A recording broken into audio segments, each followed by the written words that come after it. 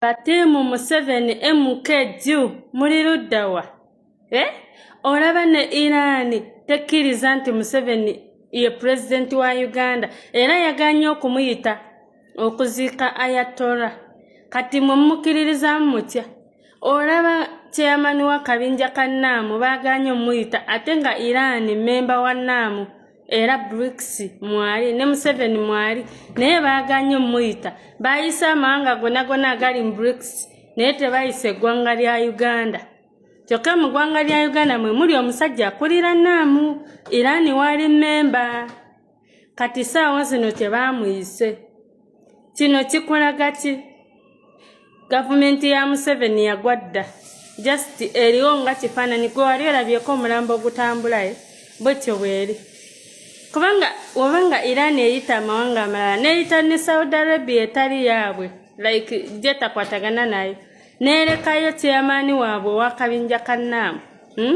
Kino kikulagawo gwe tiimu Museveni tiimu MK goloza government eri mu lusubu ne Iran tegyekakasa kati gwogyekakasa otyo okubeerawo. Kino Munnayuganda kirina okuwa amaanyi ogambe nti tegeeza Museveni tebamuliiko luli we yali agenda okulayira bameka abaaliwo. Kati wuuyo bagenze kukungubagira Ayatollah ono taliiko chairman wa kabinja naye nga NAMU members bonna abasinga babayise. Ekyewuunyisa basobodde okuyita Congo ne batayita Uganda. Kino kikoleka waggwa awagira Museveni. Kino kiraga nti gavumenti eri mu lusuubo.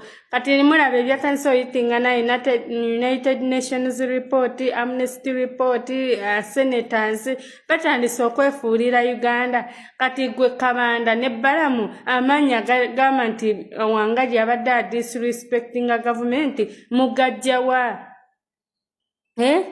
Tiimu Iran wamajju Iran ebitukoledde netulaga nti munnaye Museveni mu system takyali mu international legitimacy eganye newaabwe waka mu NAMU. Kutambuza mawulire ne gabanga gakutuukako agambye nti olaba na Iran basazeewo ne bagaana okurecognizinga President Yoweri Kaguta Museveni nga president w'eggwanga ate olwo tubadde tukyali awo munnange eby'enguudo nabyo ne biringirawo. Nti obadde okimanyi nti esente z'enguudo baazirya. Corruption nali mu ggwanga Uganda olemwa. Sente ezaali zirina okukola oluguudo lwa Busega Mpigi Express Highway baazirya. Omukulembeze w'eggwanga Yoweri Kaguta Museveni yavuddeyo n'alagira abamu ku bakungu okuva Ministry of Works bakwatibwe. Jjukira nti oluguudo luno lwali lulina okukolebwa emyaka 4 emabega okubanga luwedde okusinziira ku ndagaano ezaakolebwa. Naye abamu ku bacontractors be bawa ssente zino baazirya buli ne batambula ne bagenda. Endagaano zino zaakolebwa wakati w'aba contractors n'abamu ku bakulembeze abali baddukanya UNRA. UNRA ebiseera ebyo nga tennagatibwa ku works yakusayininga endagaano n'aba contractors be yawa omulimu okuzimba oluguudo lwa Busega Mpigi Express Highway. Wabula abamu ku bakungu abaafuna ku nsimbi ezo bazeegabanya bitole ne bakuuliita nazo ne bagenda ne ssente y'omuwi w'omusolo. Omukulembeze w'eggwanga yagambye kino kisanja hakuna mukyezo agenda kwata bonna abalya ssente y'omuwi w'omusolo. Yanoonya ba contractor era ne bawa omulimu gw'okuzimbira bannayuganda oluguudo lwa Busega Mpigi Express Highway. Era endagaano ze tulabyeko zaasayiningibwa abakulu bennyini abaali baddukanya UNRA. Wabula abantu beyawa ssente embu badduka n'omudidi gw'ensimbi ogw'abannayuganda. Ekyo omukulembeze w'eggwanga kyawakanya. Agamba ssente y'omuwi w'omusolo ajagala ku mmeeza. Ani gwe baawa contract yagaana okukola oluguudo olwo. Oluguudo lumaze emyaka 4 kati. Bannayuganda bakyetoolola Mpigi mu ttawuni oluguudo baaluggala. Naye ng'abakungu abaali aba UNRA be baawa ssente nabo tebakyabamanyi. Jjukira omukulembeze w'eggwanga yalagidde abantu bakwatibwe ayagala ssente y'omuwi w'omusolo ng'emaze okukomawo ku mmeeza ye. Omukulembeze w'eggwanga yabagamba kino ekisanja hakuna mukyezo. Kino ekisanja hakuna mukyezo ayagala ssente y'omuwi w'omusolo ku mmeeza. Ssebo Pweekitiibwa President nywereza ddala okwata abantu ba UNRA abo baasayininga contract ne bagaana okukolera bannayuganda omulimu ng'ate ssente baazibawa dda. Bammemba ba UNRA abo banywereze ddala. Aba UNRA abaali mu UNRA banyweze balisesemesere y'omuwi w'omusolo tulinenga byonna bigenda mu maaso nze nkugambye nti mpawo kubanga kutuusaako amawulire waliwo wano ate amawulire g'omwanyi onagambye mbuye information agiina era ina abantu abayogeddeko abatendeeza mbo be bakoze ekyamaanyi okuba nga batumbula omutindo gw'omwanyi Geno Muhoozi ekimala muntambulize vidiyo eno bannayuganda mwenna oba oliwa etuukako message kutuukako etuuka ku Geno Muhoozi etuuka ku Jerusalem Musale Museveni naffe kati katwogereko kubanga mujja bantu balowooza tusobola kwogera naffe tujja kwogera ntwala twogereko enseewulire tambuza vidiyo kino nze kyendabye kino kikakata ku Geno Muhoozi Jerusalem Musale President Museveni kye kino mmwe mukikola kati njagala message etuuke ku bantu twewadde ekiba kibe katwogere bannayuganda nja bategeeza kino kyenjogera okwogera mwena mutega amatuwuliriza sharinga commentinga nja kituuke okutitirira tutidde katokwogera tulina okwogera ekiba kibe obadde okimanyi Geno Muhoozi Jerusalem Musale President Museveni bakoze ekintu kyamaanyi nnyo kati gwe mu Uganda mu East Africa monna ffe tusinga okutunda emmwanyi ziri ku mutindo obadde okimanyi kampani ziri mu Namunkekera Namanve zonna zikola betukosowa ne Uganda Namunkekera wali kapera wajjudde zikola ngatto masimu computer bannaye ekyo kye kintuseka abantu basama boogera bino biribi naffe Africa twogereko bannayuganda babanye kiri mu ggwanga tino President Museveni akola n'abantu be okitegedde tutuke kwogera bibi byokka ku gavumenti yaffe n'ebirungi byokoze katubyogere wallahi abasajja bakoze kampuni ziri mu Namunkekera wali kampuni kama 40 gene Namanve 13 Namunkekera zikola ebintu bakola engatto nsawo computer masimu TV tukutuku tugamba kyebakoze kati ffe tuli ku mutindo gw'ensi yonna mu kutunda emmwanyi ezisinga Ethiopia twagijjeyo kati yebadde twagitadde dda wansi boy big up ensonga za Brunoke ne Kasuku onagambye nti ye alabira ddala nga Kasuku mutuufu okuvaayo ate okubanga ayogerera Brunoke amafuukula ina ensonga ze zawadde era wamanga zezino Kasuku mutuufu nnyo okunyiigira Brunoke okumunooma okumulwana okumwogerera ebisongovu Kasuku mutuufu nnyo kati kankubuulire lwaki First daughter Natasha bwakeera kumacha naafuna ekirowoozo ekiteeka taata we ku social media kuba yeeriko erinnya eryasooka okumugira lya Kasuku kubanga Kasuku baba ye influencer asinga mu Uganda wa social media kati nga bamutwale wa president mubijjukire ebya jazz we lijjajja nga bayisa ne sente bilioni 5 bagenda zimu nga yaba kulira asinga amaanyi abagabire ba influencer nga nange kalibala mwendera ne twekubira akadingidi batuwe sente President Museveni omusajja mugezi nnyo yabuuza Kasuku n'amugamba Kasuku ebintu ebyo bye mukola biyambirawo eggwanga Uganda ne bannayuganda bye mutambuliza ku social media Kasuku ne wetumwongera emyaka emirala 10 maaso ng'akyakirowoozaako ansa taso agifuna kubanga naye akimanyi bulungi nti content we n'engeri gy'akolamu ebintu bye kituufu alina following y'amaanyi era y'omu ku basinga but is not an influencer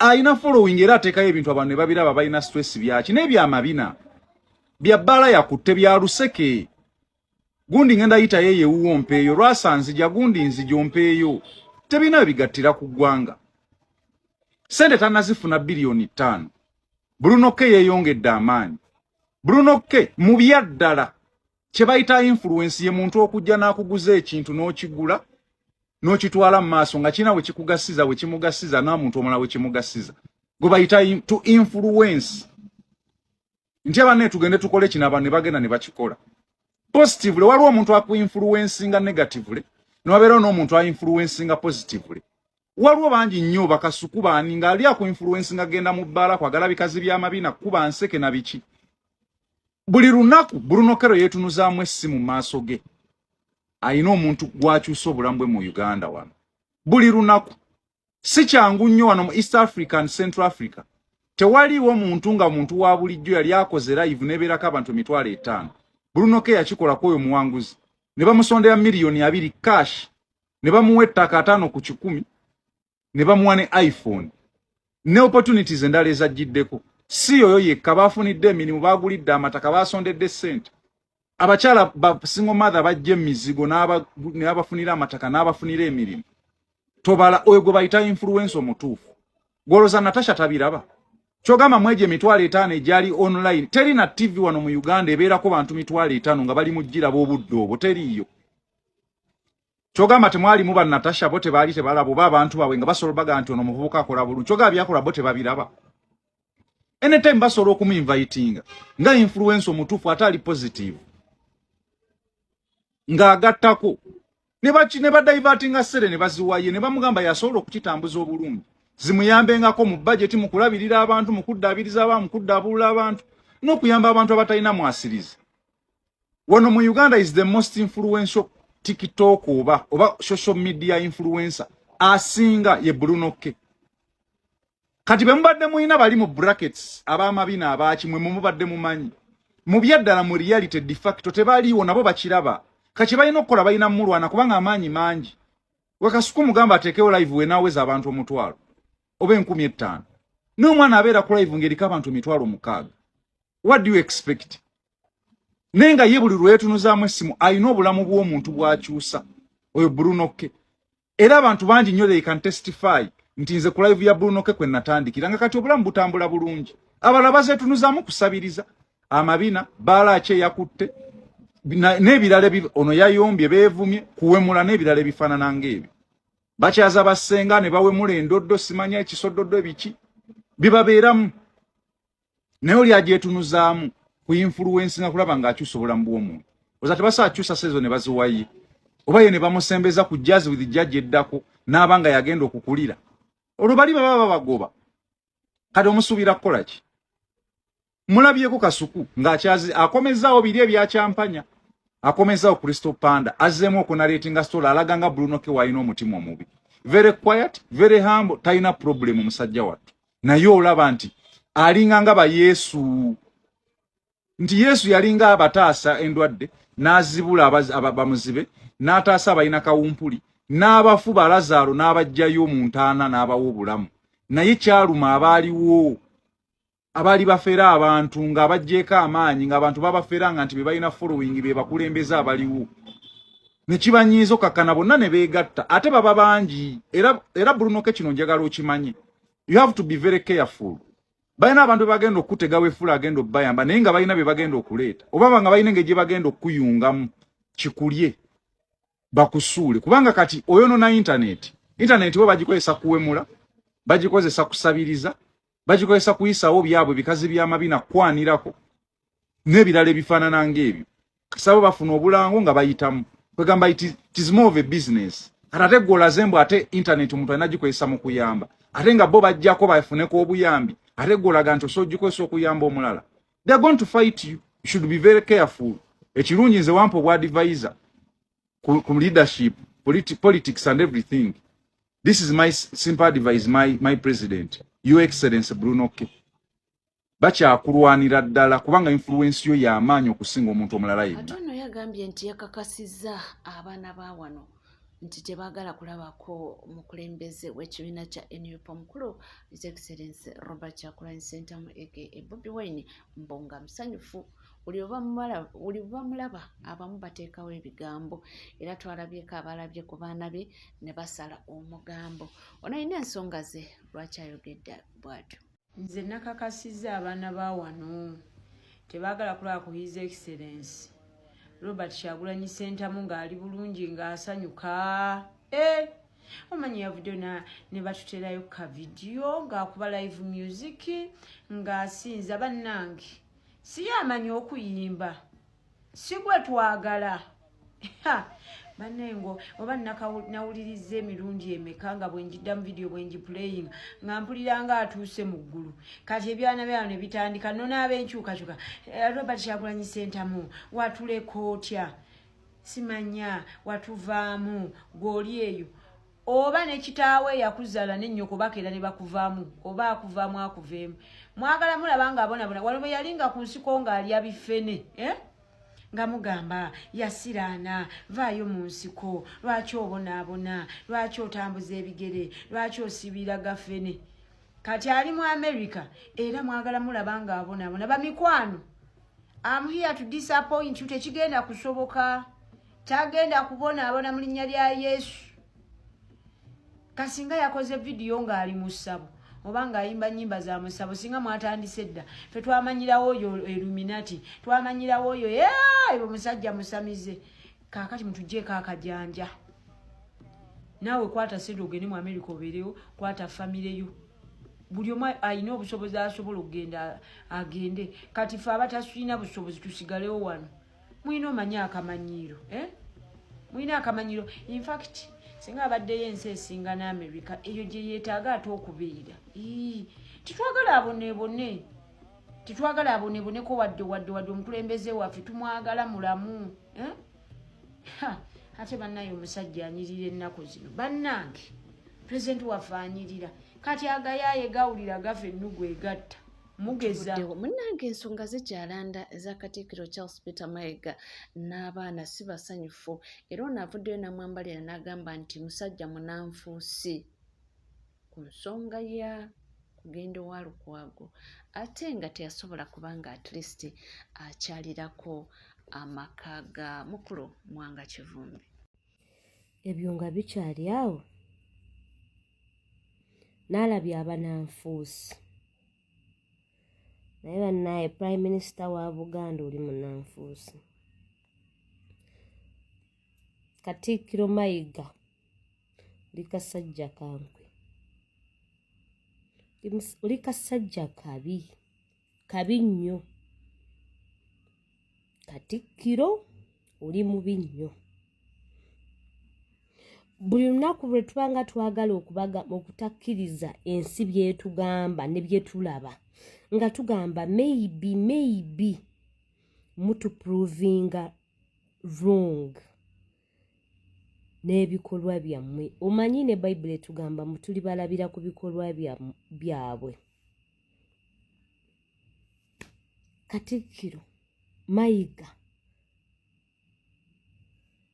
Kivumbi bamusiba omwana Omuganda abadde akulira ne kokasi ya Buganda mu Parliament abaddengawo ne battira abantu mu maka ge ne bamusibako emisango ensi yonna gwemmanyi bwe emisango gyonna mijweteke mu maanyi go nga bw'obweyita Katikkiro n'obwa Katikkiro bwo taata tewasobola kukwesitula ogenda okebere tokirowooza nga nako. You have never, not even to condemn it, not even to sympathize with this man in public. Kibeere on record. Otuuke ebutambala mu ssaza lya Kabaka nno kubago amasaza ag'amaanyi aga Kabaka gakola Obuganda.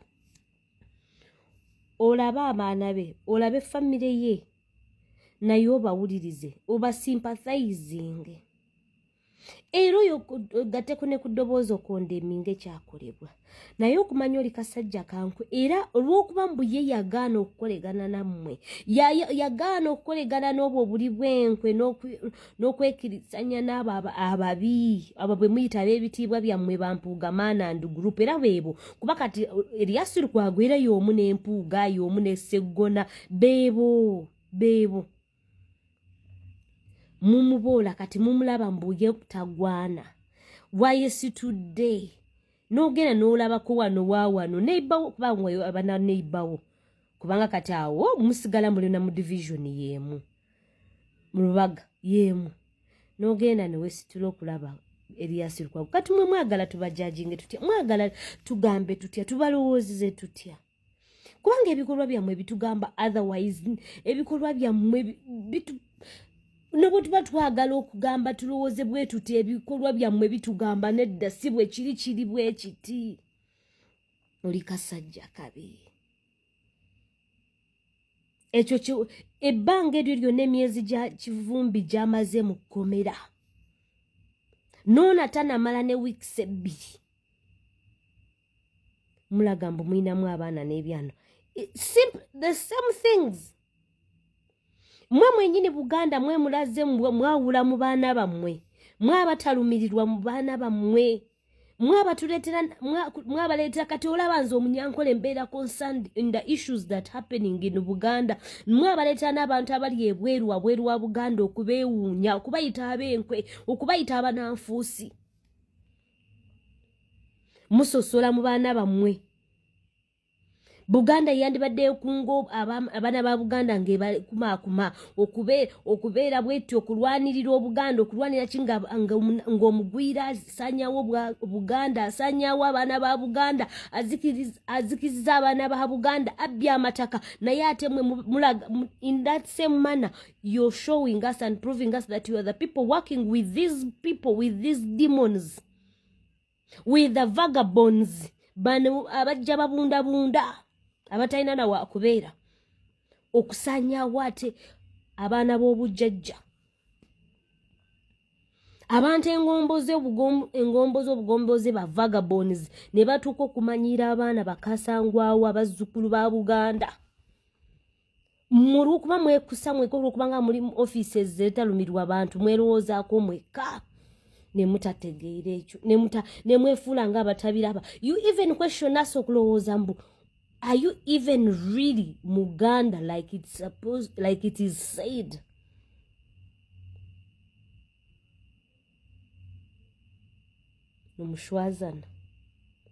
Numushwazana kano mmara mwamani itwa barya heru tukutandika kuhura ntushasha munonga twinena twatwe mbabazi hari abantu abo kubonaabona derimwe abo munju mukashanga nimwe muryo numubaho hemba homuro nimwe muryo numubanga numututangaza. So disgusted and disappointed. Comedic NCK TV tewerabira kubanga subscribing ringing that notification bell sharing liking ebisigadde tukomo nabyo tova.